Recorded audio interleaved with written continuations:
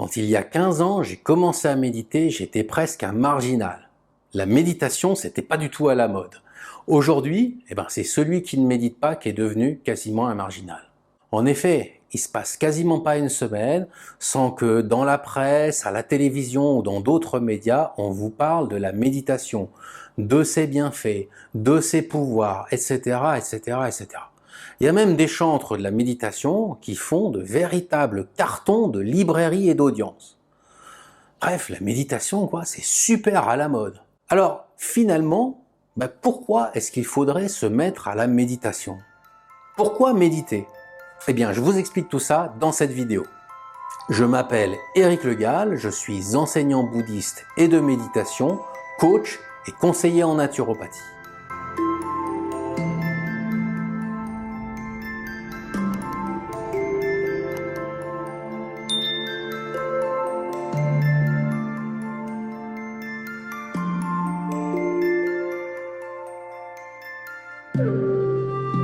Pleine conscience, pleine présence, mindfulness, méditation, contemplation. Les termes sont légion. Mais de quoi s'agit-il exactement? Tout d'abord, il est important de dire que chacun de ces termes désigne à peu de choses près la même chose. Je dis à peu de choses près car, en effet, il y a des nuances. Le mot méditation, c'est le mot qui est le plus ancien dans nos langues occidentales. Et il remonte à la philosophie antique, à un terme latin, meditatio. Traditionnellement, ce terme désignait la réflexion, car il s'agit davantage d'une réflexion attentive sur un sujet avant de produire un écrit ou un discours.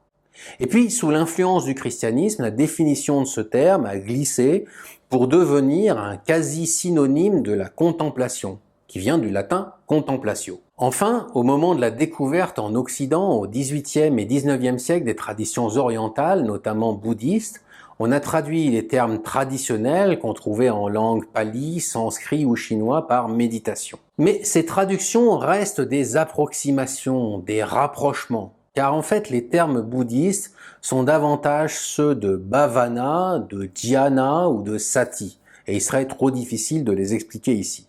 Le sutra majeur qui explique les techniques méditatives de la tradition du Bouddha s'appelle le Satipatthana Sutra. Et dans ce Satipatthana Sutra, on retrouve ce mot de sati. Sati, ça signifie l'attention pleine, l'attention totale.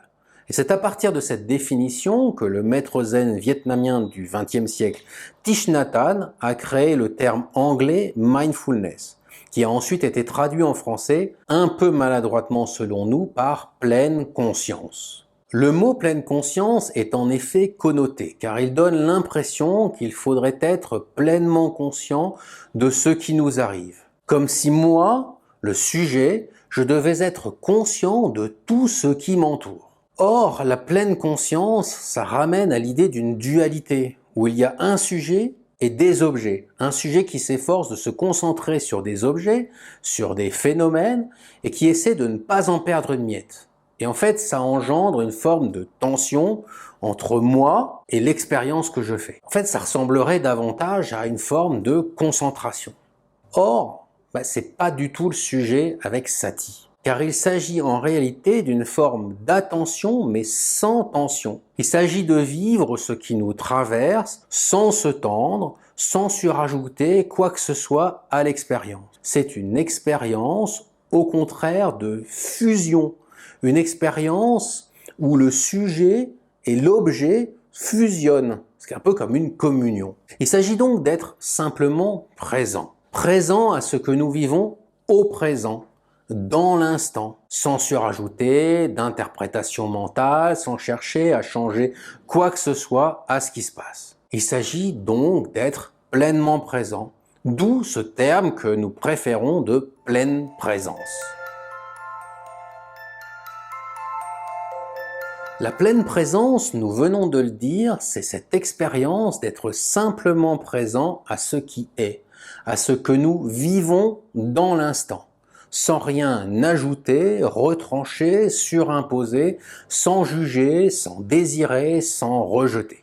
Mais notre expérience habituelle, si nous la regardons de plus près, est une expérience où nous sommes toujours ramenés à une forme de commentaire mental de ce que nous vivons.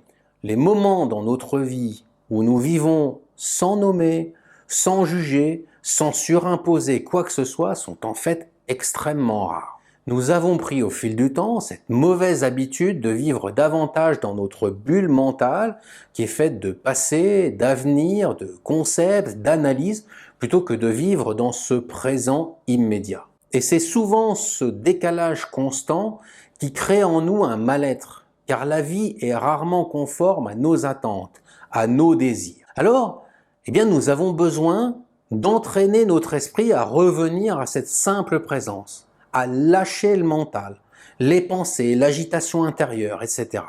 Nous avons besoin d'apprendre à revenir à cet état, même si c'est un état naturel. Et c'est pourquoi nous prenons le temps de nous asseoir, de nous arrêter. Pourquoi? Pour nous entraîner à faire une pause. Mais pas une pause en étant perdu dans nos pensées. Non, une pause de pleine présence, dans laquelle le penseur s'absente. Et c'est cet entraînement qu'on appelle simplement la méditation. La méditation, ce n'est rien d'autre que ce moment d'entraînement, et avec le temps, plus nous nous entraînons, et plus nous nous apercevrons que nous sommes capables de vivre de plus en plus souvent, spontanément, des moments de pleine présence. Les bienfaits de la pleine présence sont multiples, mais je les résumerai à 3 principaux: l'attention, l'ouverture et la bienveillance. Tout d'abord, la méditation nous aide à développer notre attention à ce qui nous arrive, à être plus présent à notre corps, à nos sensations, à nos perceptions, et à nous rendre compte à quel point nous loupons plein de choses quand nous sommes perdus, perchés dans notre sphère mentale. Ce développement de l'attention réduit considérablement notre stress parce que le stress, c'est avant tout un facteur du mental. Et donc, en réduisant l'emprise de notre mental sur notre expérience, nous réduisons notre stress. Ensuite, la méditation développe notre ouverture d'esprit. Le fait de prendre le temps de méditer, ça nous aide à décanter notre agitation frénétique, à voir nos jugements, à voir nos préconceptions, et donc à voir à quel point toute notre imagerie mentale peut être décalée avec la réalité de notre expérience. Et en faisant cela, nous entamons une véritable cure de sevrage qui va nous faire relativiser le contenu de nos pensées, de nos opinions et de nos points de vue. Mes opinions vont rester mes opinions, mais elles n'auront plus la solidité de la vérité absolue. Je vais alors devenir capable de comprendre que l'on puisse penser différemment et voir le monde différemment. Ça dégonfle notre ego qui se croit omniscient en prenant son expérience propre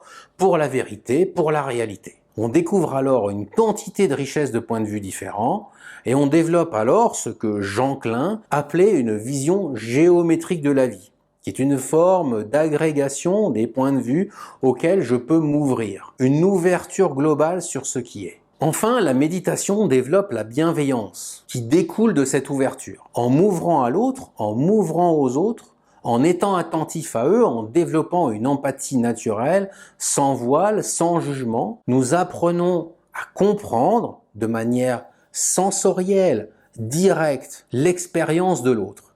Et nous voyons finalement que l'autre n'est pas si différent de nous. Alors bien sûr, vous trouverez plein d'autres bienfaits liés au bien-être, à la détente, à la relaxation. C'est probablement vrai, mais moi, personnellement, j'ai tendance à les considérer comme des effets secondaires. Des effets secondaires désirables, certes, mais des effets secondaires. En effet, je pense que rechercher ces effets secondaires exclusivement, ça nous prive de la richesse de l'expérience méditative. Est-ce qu'on médite parce que ça fait du bien ou parce que ça permet de se détendre? Ou même est-ce qu'on médite pour être heureux? Est-ce qu'on médite pour se changer? Eh bien, ma réponse est que même si cela part d'une bonne intuition, méditer pour être heureux, c'est un obstacle. Pourquoi? Eh bien, parce que cela induit en fait une intention.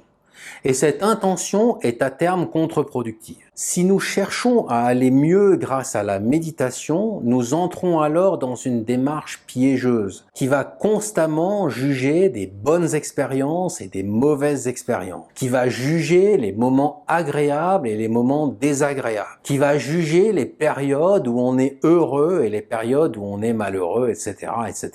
Et ce faisant, qu'est-ce qu'on fait? On est simplement en train de surdévelopper notre sphère mentale. Et au lieu d'être simplement présent à ce que nous sommes en train de vivre, nous recherchons un futur souhaitable, un moment où enfin nous irons mieux. Au lieu de suspendre nos jugements, nous entrons dans des jugements sans fin de nos expériences. Être pleinement présent, c'est être présent à ce qui est, comme c'est, au-delà de nos appréciations. Car finalement, la compréhension profonde de la méditation de pleine présence, c'est comprendre que ce que l'on pourrait nommer le bonheur est au-delà de ce qui est agréable et de ce qui est désagréable, au-delà de tous les jugements que l'on peut porter sur notre vie. C'est ce que l'on appelle l'équanimité, c'est-à-dire vivre avec la même intensité les moments agréables et désagréables, et finalement se désintéresser du jugement que l'on peut avoir sur les choses et sur les événements, pour revenir à l'intensité de l'expérience nue et crue telle qu'elle est. Quand vous commencez à abandonner tous les jugements sur votre vie, sur ce qui vous arrive, vous entrez dans la véritable liberté, cette liberté intérieure. Tout devient une expérience intense et tout peut être source de sagesse et de joie. Donc pour conclure, je ne médite pas pour être heureux, pour être détendu, zen, calme, cool. Non, on va méditer pour se libérer intérieurement de tous les faux semblants mentaux, de toutes les duperies de notre mental, de toutes les illusions, pour vivre l'instant plus intensément. Il existe beaucoup de méthodes de méditation de pleine présence, mais j'aimerais vous présenter ici celle que je transmets, qui a été développée par Denis Rinpoché et que vous retrouverez dans son grand livre de la pleine présence paru en 2019 chez Albin Michel. C'est une méthode qui est très riche, en 8 étapes, et elle a l'avantage d'être à la fois très profonde et très souple, ce qui vous permet de découvrir un nombre important de pratiques qui vous aideront à cheminer vers la pleine présence. C'est la méthode que je transmets à l'Institut de santé et sagesse intégrale que j'ai créé et que vous pouvez aussi découvrir à l'école de la pleine présence. Nous vous proposons une multitude de types de retraites, de week-ends d'introduction et de séminaires. Vous trouverez toutes les références et tous les liens dans la description de cette vidéo. Si cette vidéo vous a plu, si elle vous a appris quelque chose, n'hésitez pas à le dire, à commenter, à partager et à aimer cette vidéo. Et si mes contenus en général vous intéressent, abonnez-vous à ma chaîne YouTube.